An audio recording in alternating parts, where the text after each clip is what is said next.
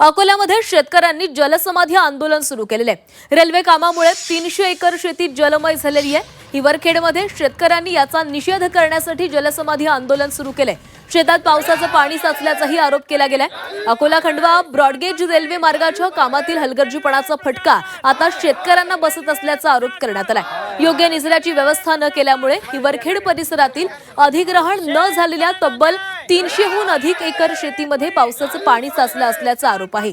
अनेक ठिकाणी 3 ते 4 फूट पाणी साचल्याने शेती पूर्णपणे जलमय झाली आहे। तसंच पिकांसह सुपीक जमिनीचंही मोठं नुकसान झाले। वारंवार तक्रारी करूनही प्रशासनाने कोणतीही ठोस उपाययोजना न केल्याने संतप्त शेतकऱ्यांनी आज जलसमाधी आंदोलन करत प्रशासनाचा निषेध नोंदवलाय।